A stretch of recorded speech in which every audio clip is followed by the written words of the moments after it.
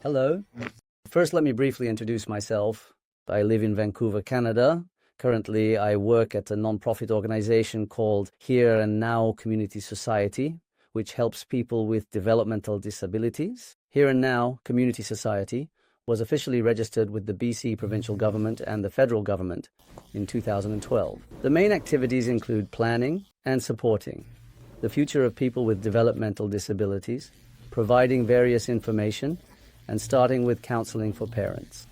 Since 2018, with support from the BC provincial government, we have been providing day programs and home share programs for families with developmental disabilities. In the future, we plan to create communities where employment and living together are possible, and we are currently working towards this goal.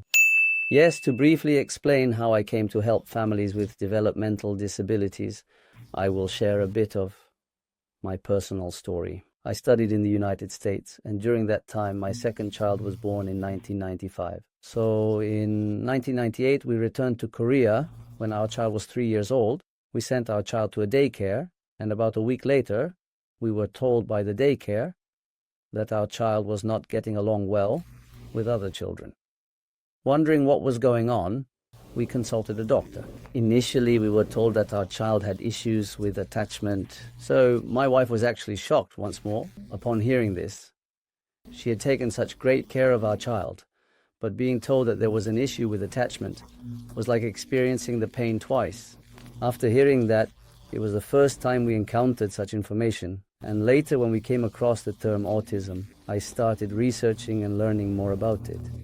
Like all parents, upon learning about autism, we explored every possible avenue for treatment possible. My wife originally intended to return to work, but I remember her being unable to do so and frantically taking our child everywhere. Since I had to continue with my work, I kept my job, but typically in Korea, work involves long hours, including nights and weekends. Having studied in the US, I was determined to strive harder for my success. However, upon learning that my child had autism, I felt utterly despondent, and I heard that the father's role is important. I was told that the father should spend a lot of time with the child, so I wondered how I could spend time with my child. The only thing I could do was spend time together on weekends. Then a friend from Canada came to visit briefly, and upon hearing that our child has a disability, suggested that we consider immigrating to Canada. They proposed that Canada indeed has a more comprehensive understanding and better welfare system for people with disabilities, which might be more suitable for our child. And at that time, applying for immigration to Canada was much easier than immigrating to the United States. In the case of the United States, you need to obtain a job visa, but in Canada, if you submit the documents and meet the score requirements, you can get permanent residency. Since I had studied in the United States, it was said to work much more in my favor. So after submitting the documents and waiting, I heard the news that I received permanent residency in 2007. At first, since we couldn't go together, my wife was a bit scared to go alone, but we decided to have her go first to test things out. So I continued working while my wife and our 2 children went to Canada first. They went to Vancouver. After living apart for 2 years, my wife and children felt that Canada seemed to suit our family, especially our second child with disabilities. So the decision to be made was whether I would join them in Canada or whether to continue living apart. After trying it for 2 years, it seemed better for me to move to Canada, so I quit my job, and after 2 years of living apart, came to Vancouver, Canada in 2010. For the first 2 years, I also worked here. In fact, during the process of coming here, I prayed a lot and asked God for guidance on which path to take. I don't know if I'll have the opportunity to share this story later, but I felt guided and came to Vancouver, Canada. When I first arrived, I wondered if this was the path I was being guided to. Contrary to what I had thought, I found myself in a situation where I had to quit my job after working for 2 years, which was surprising to me. So usually when you quit a job, You either find another job or start a new business. But at that time, I thought of taking a year-long break. There were two main reasons. One was to take the opportunity to reflect on how I should live the second half of my life, as I was around 50 years old at that time.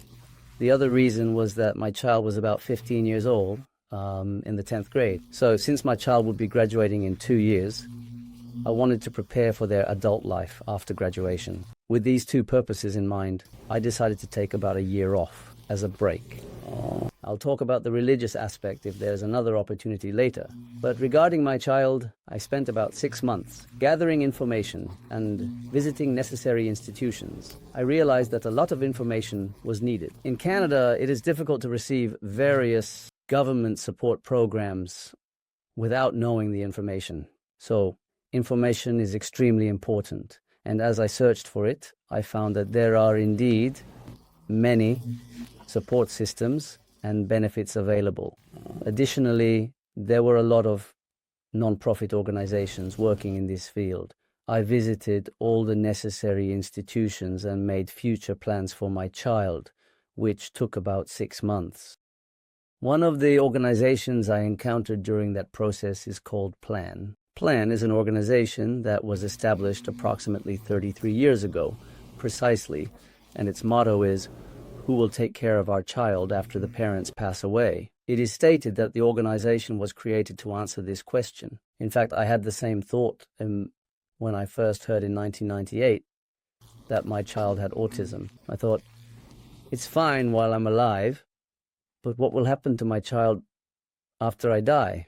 To answer that question, I think I have been pondering this since my child was young. So I researched a lot of information from the United States and was actually involved in establishing a welfare foundation in Korea in 2008. That's why the Affiliated Welfare Foundation, which is still running well today, was created. The reason I got involved back then was because there were hardly any support measures from the government for our children's future, so there was no one to rely on at that time.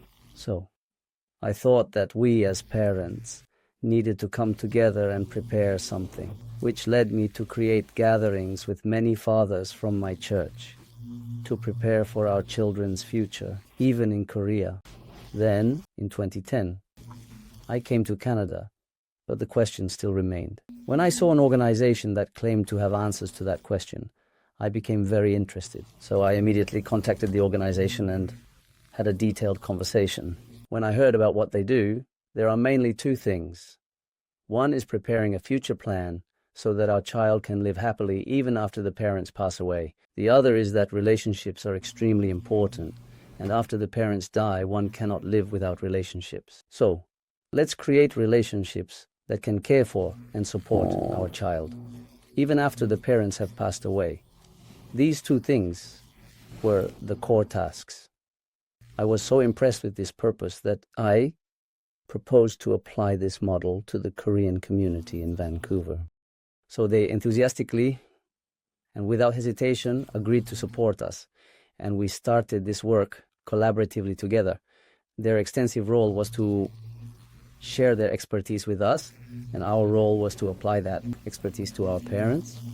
I met the plan in 2013, and after meeting the plan, I felt that this might be the work God was guiding me to do. So I started dedicating myself to this work in earnest from 2014.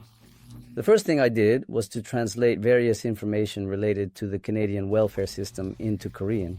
So I created a website and organized the information that parents of children with disabilities need to know, step by step, in both Korean and English.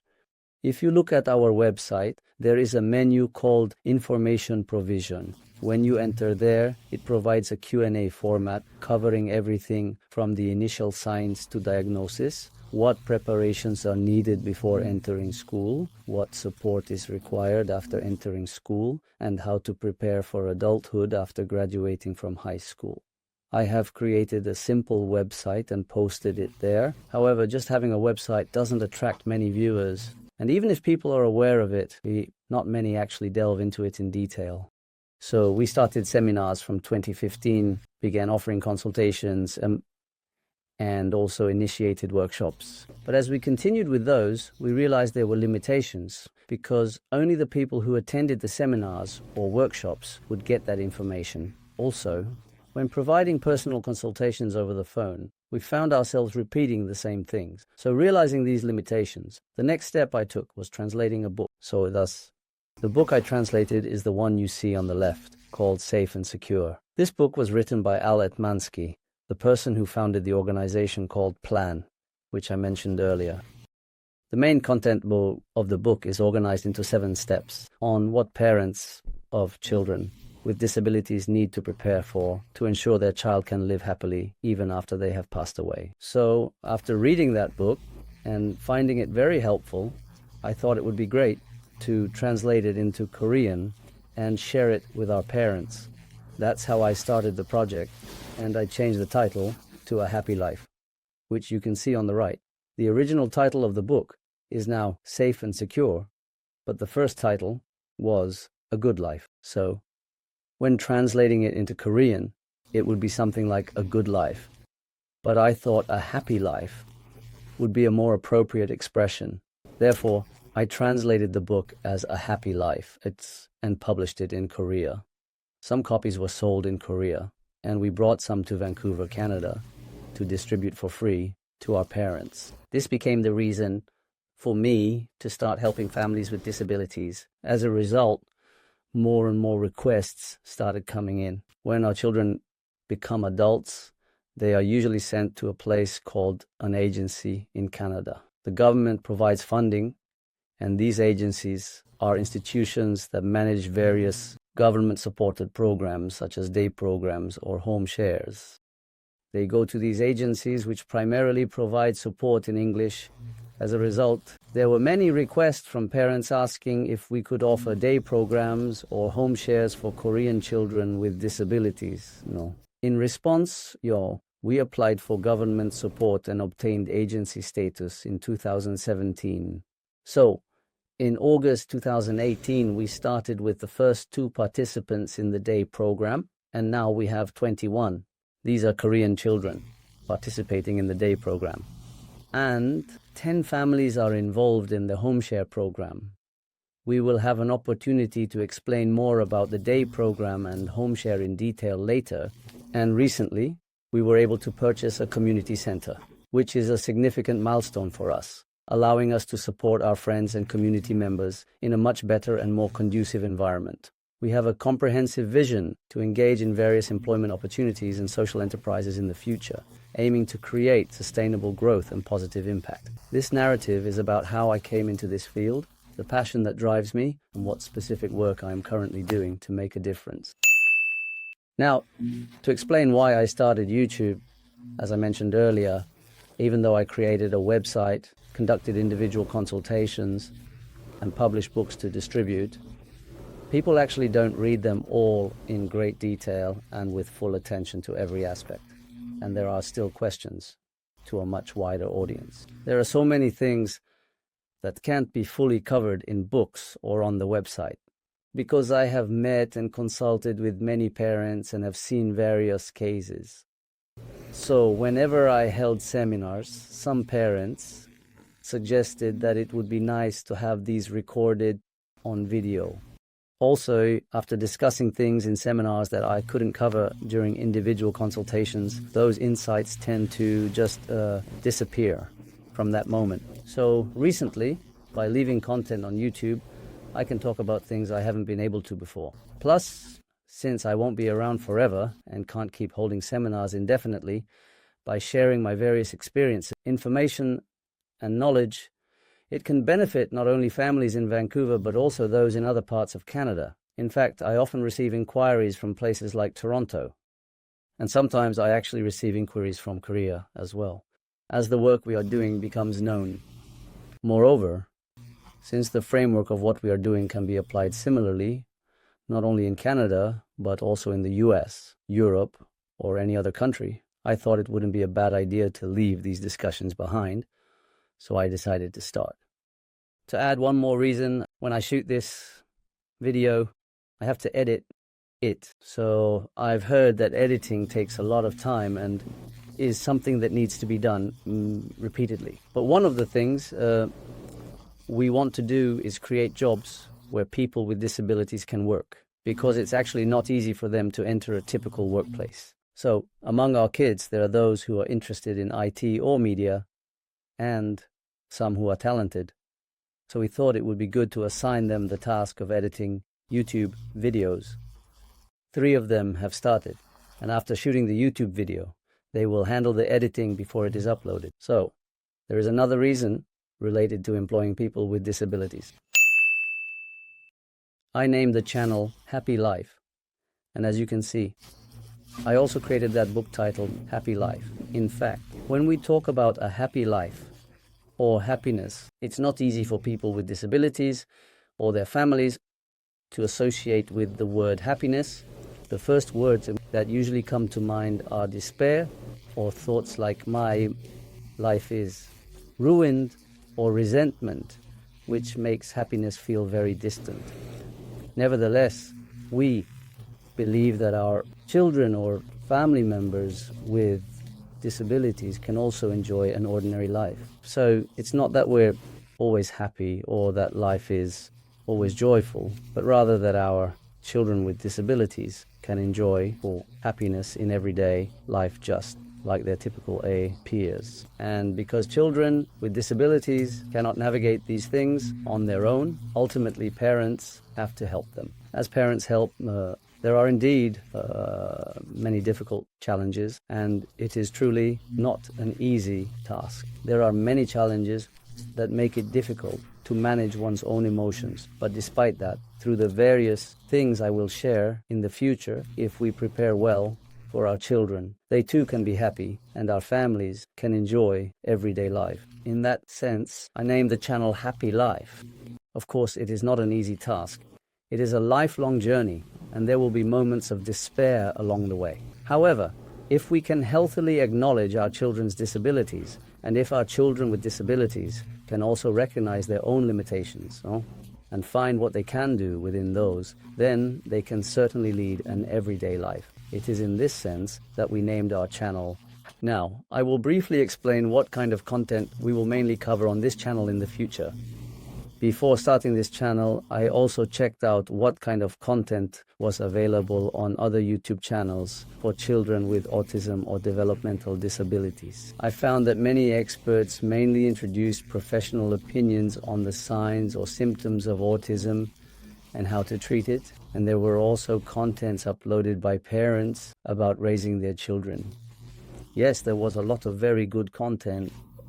I have already read a lot of that kind of content. So rather than focusing on that, as I mentioned earlier, while treatment is important, I intend to focus on how our children and families can live desirably as part of life. Ultimately, the focus will be on how we can healthily and positively accept disabilities and how our families can digest this in their daily lives to lead a happy life in a healthy manner. The various preparations needed for that, as introduced in the book, as outlined in this context. It is presented in 7 steps. So I will explain those steps and also introduce Canada's welfare systems and policies, particularly focusing on the BC provincial government as I live in Vancouver. I will also introduce how our children are living here under such policies and support, and through various supports provided by Here and Now. During this time, through conducting seminars and consultations, I have gained various information, knowledge, and experiences. I intend to share the experiences I have had raising my child, as well as the knowledge and information I have acquired from counseling and observing many other families. Through this, I hope to provide some comfort and assistance to many parents who are walking the same path with children with disabilities. Thank you for watching until now. Please look forward to the content that will be coming out in the future. Then see you next time. Thank you.